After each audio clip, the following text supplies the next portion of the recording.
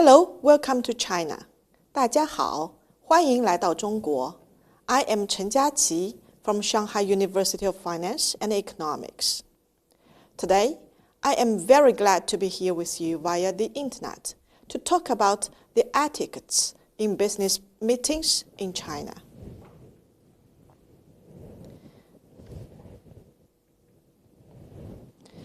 I don't know whether you have been to China before or not.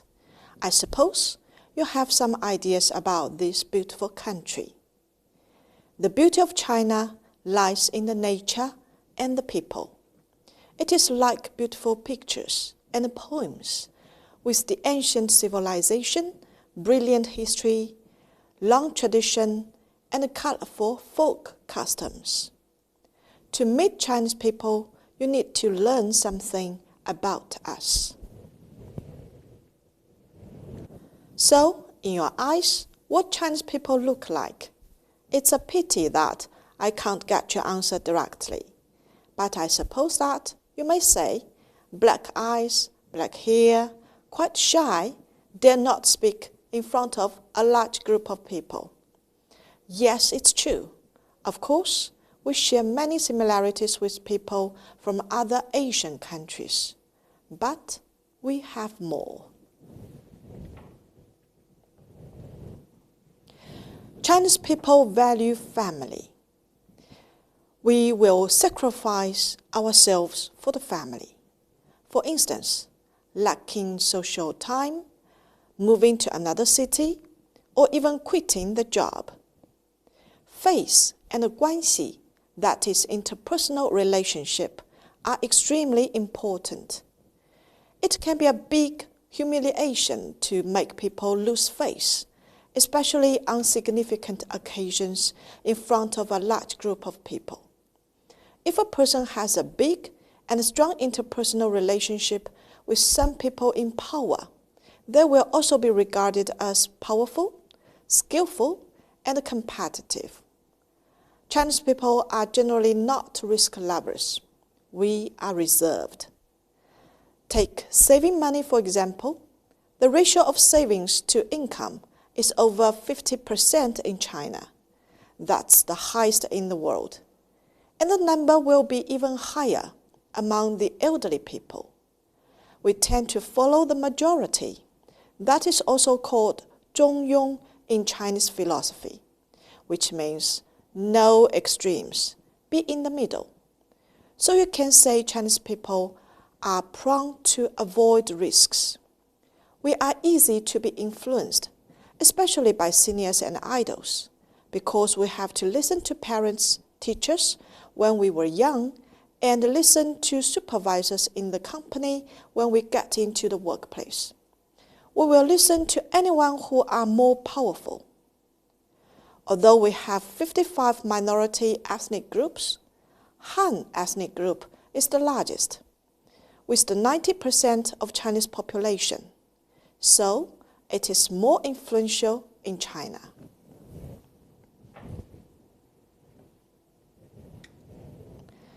On November 30th, the Bank of China released a report in Beijing, which is called the 2021 Economic and Financial Outlook, with regard to the global economic and financial situation.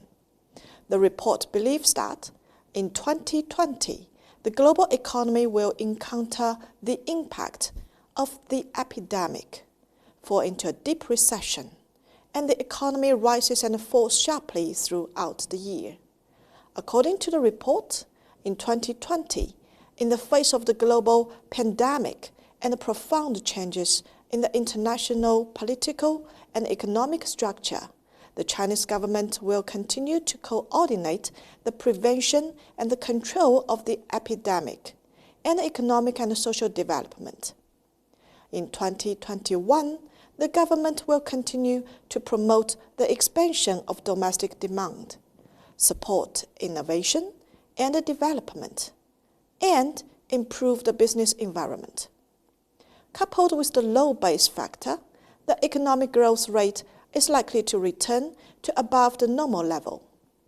It is estimated that the GDP will grow by about 7.5% in 2021.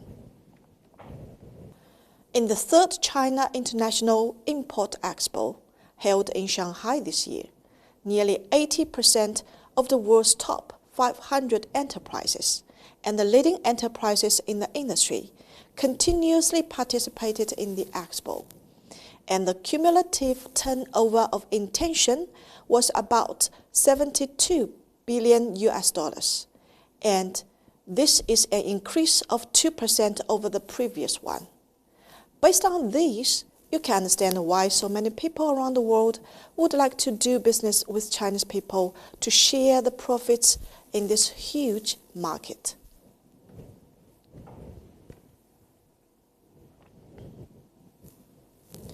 Then, let's come back to today's topic. When meeting Chinese business people, what shall a foreigner pay attention to? Here are 3 tips. To show respect, to express properly, to be formal and professional. Chinese people are a nation which lays stress on etiquettes and code of conduct.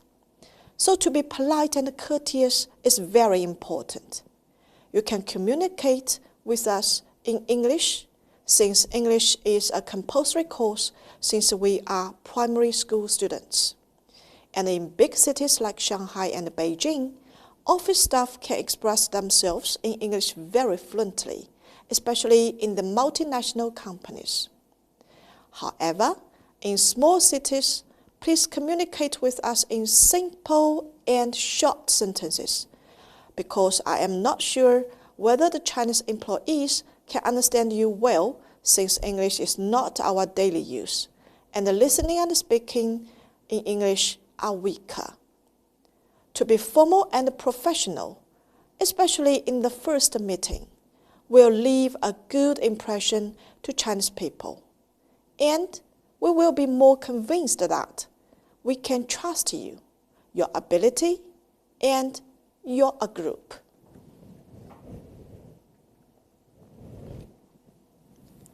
So today, on the details about the order to meet someone, I will mainly talk about the following 9 aspects: appointments, dress code, punctuality, traveling, greeting, sitting, drinking, gift giving, and talking.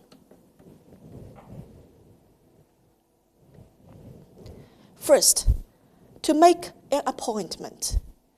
You can choose to make a phone call to the secretary or the assistant first, if you don't know the one you want to meet. Or you can call the one you want to meet directly if you know him or her.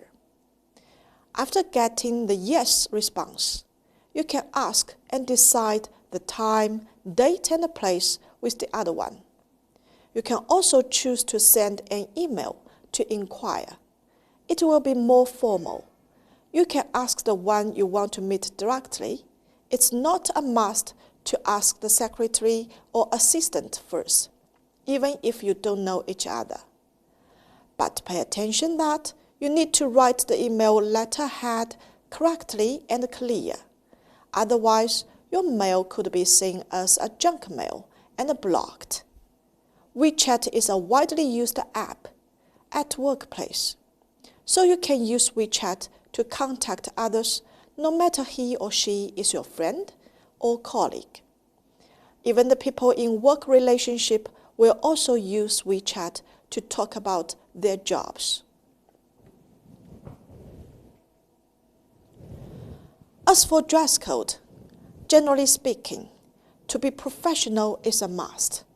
We need to dress formally on a formal occasion to show professionality. Basically, plain and elegant. No more than 3 colors, and not too sexy. The following pictures will tell us some tips on dressing properly in workplace. For men, the middle button on a jacket should always be closed. The upper one depends on your mood. The lower one should never be closed, especially when you sit down. All visible tags on clothes should be cut off, no matter how famous the brand could be.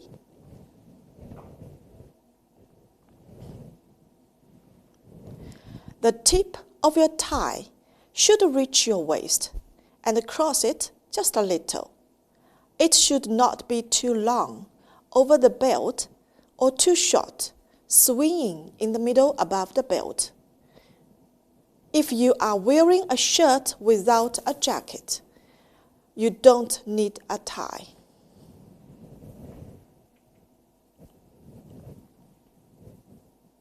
Your belt should be the same color as your shoes. Your socks should be long enough that your naked legs aren't seen when you are sitting. Socks are suggested to be in dark color, not white. That's for schoolboys.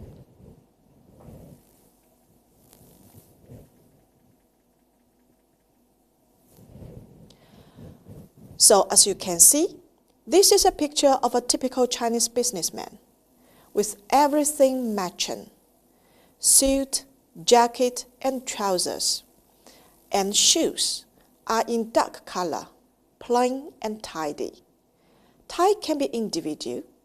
As for accessories, glasses, watch, and a belt should also match with the clothes. But pay attention, they should also match with your position. Otherwise, wearing too expensive watch sometimes will make you embarrassed. Another thing I have to mention is that please don't put a pen, name card, keys, or cell phone in your pocket, whether it is in the jacket or trousers. For ladies, your naked skin should not be seen between your cardigan and your jeans. The cardigan should be long enough to cover your body. Don't wear too many prints. You can wear two different prints of the same color or a coordinating prints of different sizes. So please remember, no more than 3 colors if they are plain and peaceful, no more than 2 colors if they are bright and eye-catching.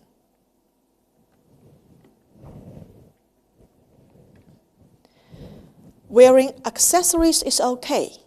The earrings should match the bracelet, and a necklace should go well with the ring. But not too many. 3 or 4 things in one look is too much. Don't choose either a miniskirt or cleavage. Both look too sexy. Not acceptable in Chinese office. They are only for party or banquet. Your office shirt cleavage should not be deeper than 4 inches from your collarbone. When you are wearing a shirt or a blouse, you can unbutton no more than 2 buttons. An office blouse without sleeves should cover your shoulders. Halter tops are not okay in formal situations.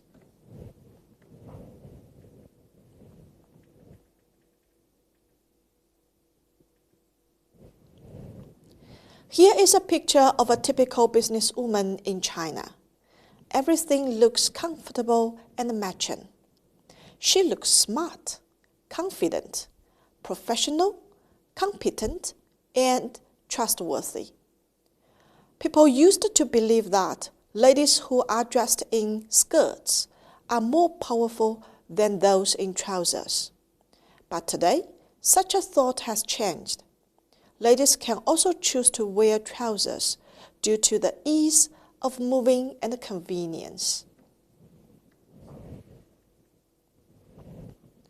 When it comes to perfume, it doesn't matter what the brand is, as long as it smells fragrant and comfortable.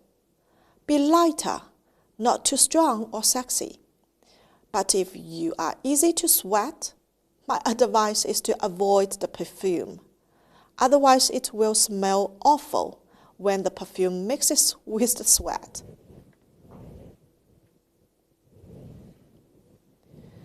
Time is money. Saving time means high efficiency. This is rapidly showing its truth. To be punctual and to cherish others' time is a very important etiquette in business activities. Generally, arrive about 10 minutes earlier to show your politeness. However, in big cities, you have to consider the traffic jam. Sometimes you will be hours late if you are blocked in congestions.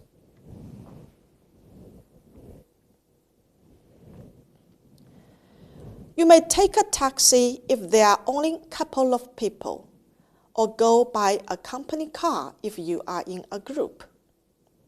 Company car is advisable because you and the car represent the company. This is a face problem. So a luxurious car sometimes will give an impression of strong finance and a high confidence. Here is a question for you. Which seat should you take? We label 3 seats. The one beside the driver and 2 behind. You may think the question is interesting. Yes, but it's also tricky, so it is important. If you choose it wrong, you may make your boss lose face. A bad seat choice seems to be falling down a pit. You will feel embarrassed, or sometimes it will even hurt you. So be cautious. Think about it, and then what is your choice? Okay, let's see if you choose the seat right. Seat 1 is for secretary or assistant. Seat 3 is for translator. For boss, choose seat 2. Then for you, it depends.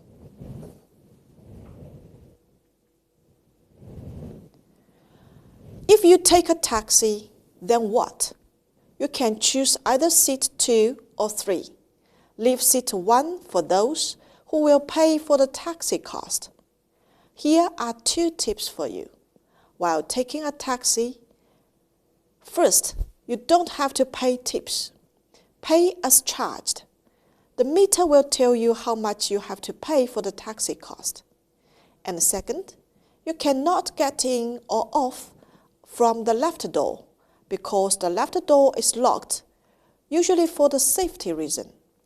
We drive in the right side, so keeping the left door closed is a common practice in a taxi.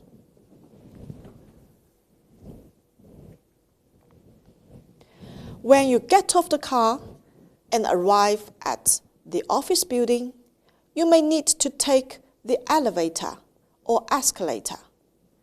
In the picture shown here, which standing point should you choose to stand? Here we label 4 points. Choose a wrong point to stand sometimes will be a big mistake.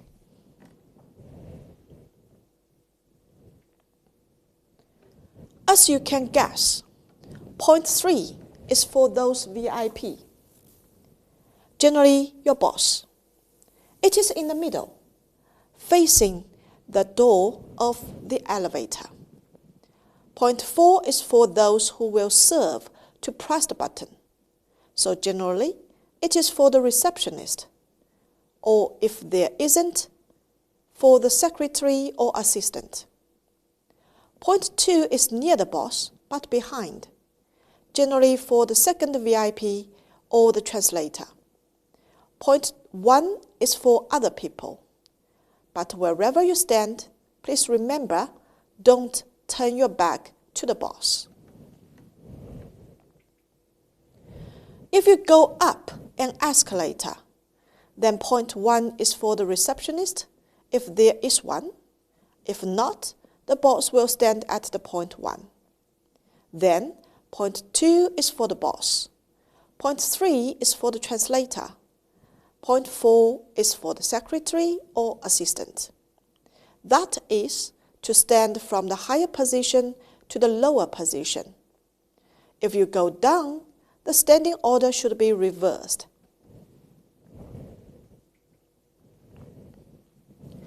Knocking should also be done politely. 2 or 3 knocks is enough, not too hard. Sometimes the receptionist will do knocking for you. You need to say who you are after being asked.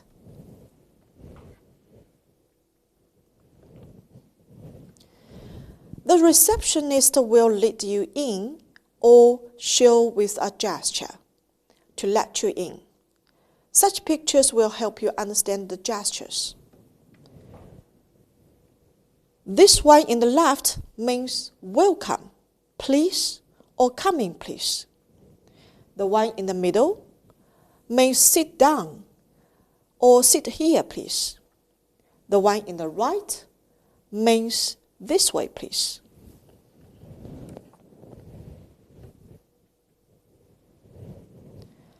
When you see the people you want to meet, you need to call their names to greet. Here, how to call each other is a little different between Chinese and English. Okay, generally, the most common and the safest way to call, especially in the first meeting, is to call the other one Mr., Mrs., Ms., or Miss. The same as in the international community. But in China, we will put family name first, then his or her title, position, or job the second. So here is a proof to show Chinese people lay stress on family.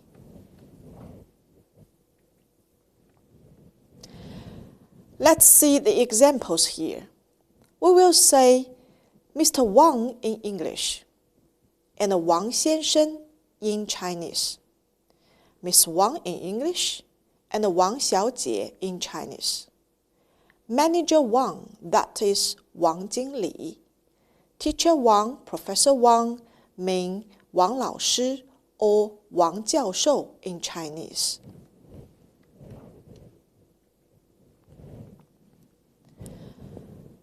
After several meetings, to show close relationship or intimacy, names will be called in short forms. Like General Manager Wang will be called Wang 总经理 in the first meeting, and Wang 总 in short in later meetings.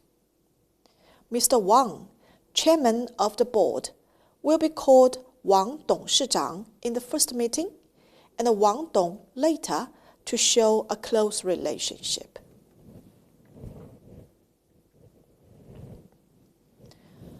Sometimes you will hear such a call of 老王 or 小王, which means the senior Wang or the junior Wang. Those will be called by colleagues in higher positions or the same level positions, based on the age differences. But if you hear that a person is called Wang Lao, that means the esteemed Mr. Wang.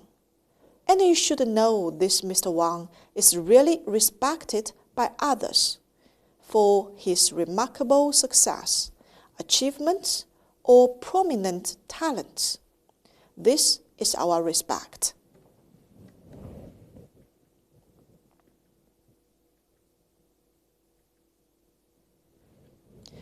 Comrade Wang, such an address is seldom heard today. It is only in northern part of China, or by elderly people, or in some political meetings. There are also some compound surnames in Chinese. For example, 诸葛, 西门, 东方. At this time, you should pay attention not to call only one word. It should be Mr. 诸葛, Mr. 西门, Mr. 东方, instead of Mr. 朱, Mr. 西, or Mr. Dong.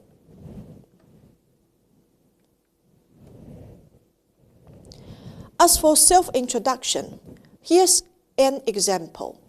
You can say, hello or good morning. I am or my name is Wang Xiaodong, is ABC Company's marketing manager. Of course, This is the sentence order in Chinese way. If you speak English, then the English way is acceptable. When being introduced or introducing a new person to someone else, we will call someone first and then introduce the new person. This is the same way as yours, but a little difference is in the sentence order between two languages. Now let's see the examples. Manager Zhao, this is Wang Xiaodong, is ABC Company's marketing manager. Or it can be in another way, quite similar though. Manager Zhao, this is ABC Company's marketing manager Wang Xiaodong. So that's Chinese sentence order.